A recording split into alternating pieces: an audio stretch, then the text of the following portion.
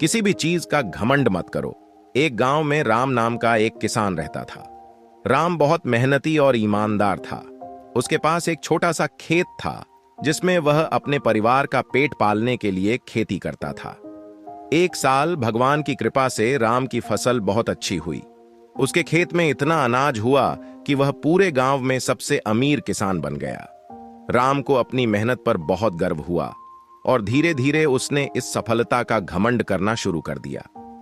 वह अपने पुराने दोस्तों और पड़ोसियों से दूरी बनाने लगा और उन्हें नीचा समझने लगा। गांव के लोग राम के इस व्यवहार से बहुत दुखी हुए, लेकिन उन्होंने कुछ नहीं कहा।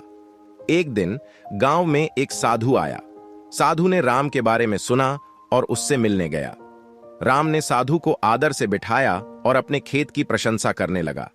साधु ने राम की बातें सुनी और मुस्कुराते हुए कहा, बेटा, तुम बहुत मेहनती हो और तुम्हारी मेहनत की प्रशंसा होनी चाहिए, लेकिन याद रखना, किसी भी चीज का घमंड करना सही नहीं है।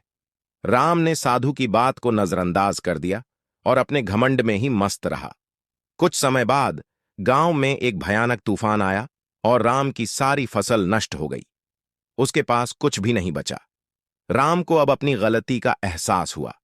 वह अपने घमंड के कारण अकेला पड़ गया था और कोई उसकी मदद के लिए तैयार नहीं था। राम को समझ में आया कि उसकी मेहनत और सफलता का असली मूल्य तब है जब वह दूसरों के साथ मिलकर चले और उनकी मदद करे। उसने साधु की बात को याद किया और अपने घमंड को छोड़कर फिर से अपनी मेहनत और ईमानदारी के साथ जीवन जीने लगा।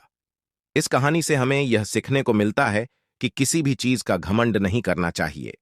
सफलता और खुशी वही सच्ची होती है जो विनम्रता और सहयोग से भरी हो।